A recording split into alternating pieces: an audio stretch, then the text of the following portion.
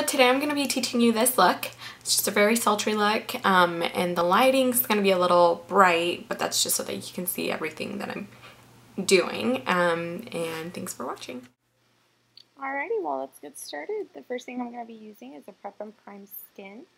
I'm going to be putting it on my 237 brush, and that basically just allows my pores to get filled with this wonderful potion of deliciousness, rather than my makeup going into my pores. And you know how that looks kind of rocky, like just bumpy when you see people that have their makeup in their pores. What I sprayed on me was the Fix Plus, because I'm going to be using Studio Fix foundation, liquid foundation, in NC35. I'm using Fix Plus to kind of dilute it. So if you have problems with dryness of skin, Fix Plus is a good fixer for that. And I really like this brush because it buffs in the makeup rather than paints it on my face.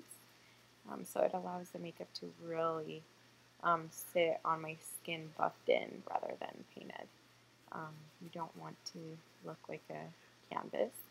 And so yeah, it's a little bit more of a pricey brush. I'm sure you can find it for cheaper somewhere. I just have the real thing and I really like it, and I've never tried anything else. So I would like to know if anybody has can leave comments about any brushes to help somebody else find a good deal on a brush like this, but that would be great. And so what I'm going to do next is I'm going to use Painterly all over my lid. That just helps with your eyeshadow staying right on your lids rather than disappearing like a half hour after you put it on. Sometimes I don't wear it if I don't really care, or if I'm not doing like an elaborate work of art on my face. But if I'm going to put time into doing my makeup, I want it to stay. So I'm using the 217 brush from MAC, right onto Painterly. Not that you can see it, but I'm just kind of going back and forth and then just buffing it in. Same idea as the foundation. It doesn't have the nice white bristles that the other brush had, but it does a good job at buffing it in. Following the application, I go under it just so that,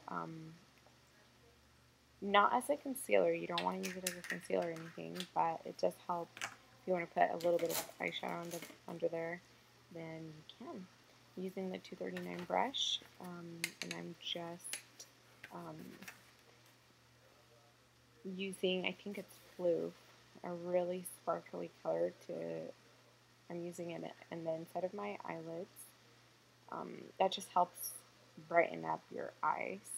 If you have really closed eyes, then I would definitely suggest to go a little bit more inside and like in the corner of the eye, really nice and deep.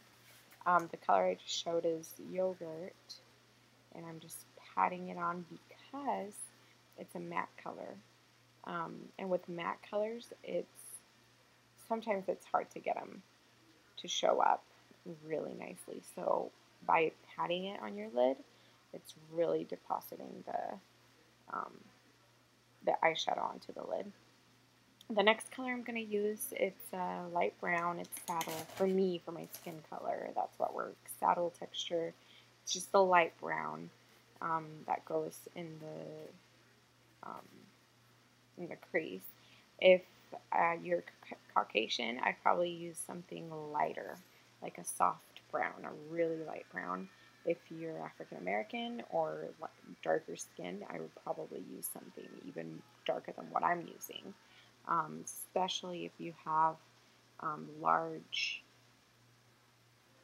not eyelids, but the part in between your eyelid and your eyebrow, what I'm putting the eyeshadow on right now.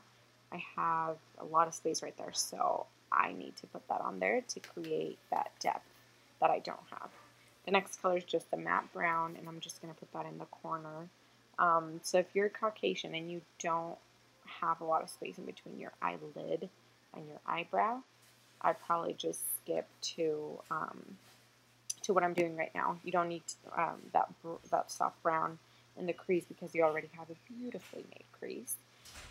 Same thing with an African American person. It really just depends on your eyelids. Just look at yourself in the mirror, and if there's a huge space like mine, then put a light brown.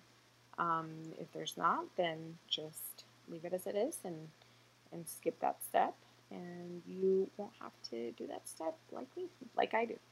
So, and the next thing is what I like to suggest to people is if you want to do a matte brown and then just pop a little bit of sparkles right on top like I'm doing right now. That's a good way to get a really nice color with a teeny bit of sparkle, but it's not overpowering the sparkle, so that is something you could always do. Then the next thing I'm going to do is eyeliner. And I'm going to be using Black Track and an angle brush. You can find the angle brushes. There's some cheap ones at Michael's. The one that I use to pat on the eyeshadow, you can find that same one at Michael's. I'm sure, I mean, I know it's not the same quality, but you can find it there if you would want to. And I'm gonna. So something I like to do is play with the angles of my brush, of my angle brush. As you can see, I'm starting in the corner rather than in the middle, and I really just kind of like playing with that angle and just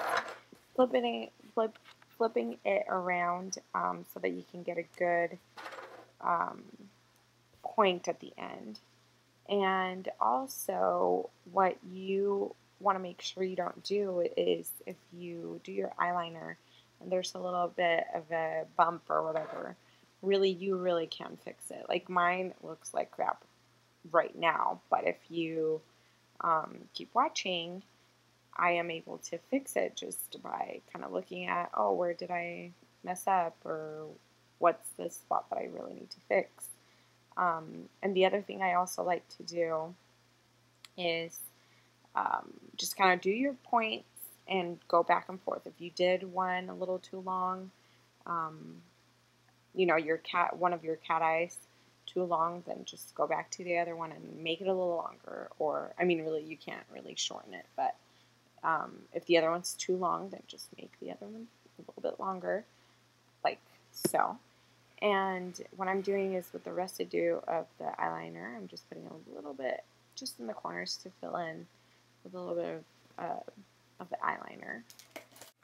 Alrighty, so what I've done here is I did my right eyebrow with a spiked eyebrow pencil. And what I'm doing right now is I'm just making a line underneath so that I can have a base for, so that I can draw the fake hairs. So you're just gonna, I did a tutorial on this already, so I'm not gonna spend a ton of time on it, but you just softly make little lines going up so that it looks like real hair, and then what you're gonna do is you're gonna brush it up so that the hairs are nice and straight, and you're just gonna fill in wherever you feel like it's to be filled in and make the sisters look good. And then what I'm going to go ahead and apply is a clear brow set, and that just makes it so that your eyebrows stay in place and they don't look all crazy. Next, I'm going to go ahead and do a little bit of eyeliner on the bottom with a brush that I love. You can do it with your eyeshadow brush. It doesn't technically need to be a tiny little brush like that. Anything that you have would be sufficient to achieve this look. But I do like this brush because it does make a nice line. I'm using a brown eyeshadow, and it doesn't make it rough or really just like the top eyeliner. It's not going to be very specific or a line. And then I'm going to go ahead and work on my eyelashes. what you're going to want to do with this Hot and Naughty eyelash mascara is you're going to want to open the second part first, like the purple part first, and apply the mascara. And what I like to do is really deposit some product on my eyelashes and then work them out. That way it gets a ton of good product on the eyelashes. So what I'm doing is I'm opening the pink side, which is a smaller opening.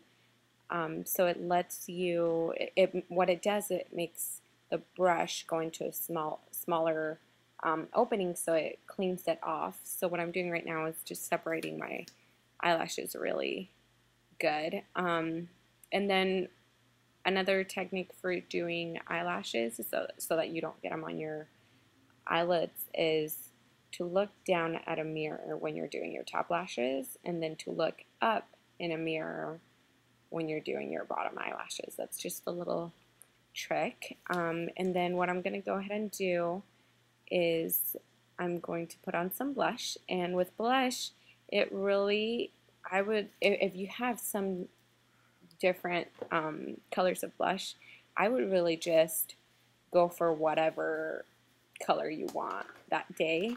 It doesn't need to match perfectly. You could always use color theory.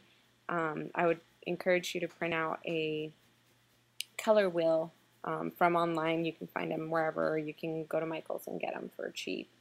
And that way you can just kind of learn the color wheel and see what colors would look best. But really just kind of try whatever you have at home. Don't be afraid of buying kind of crazier colors. And then the color I'm going to do for my lips, since I feel like I did a pretty bright color on my cheeks, I'm going to do just a soft pink with a lip gloss on top. But back to blushes. So for if you're lighter skin, probably recommend something taupey, pinky on your cheeks. If you have my skin color, I would do, you could do something like what I've got on right now. Bronzy is fine.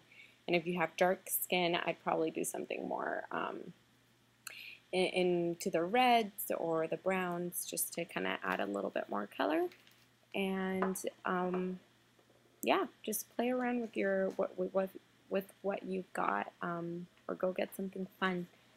And what I'm going to go ahead and do just to finish out the look is I want to do, you can leave it like that, or you can do a black eyeliner, pencil eyeliner. And what I would recommend for a black eyeliner, I'm using Engraved for MAC, but you can do any eyeliner. You just got to make sure it's a semi-waterproof liner so that it doesn't smear. Well, thank you so much for watching, and I hope this was helpful. See you next time.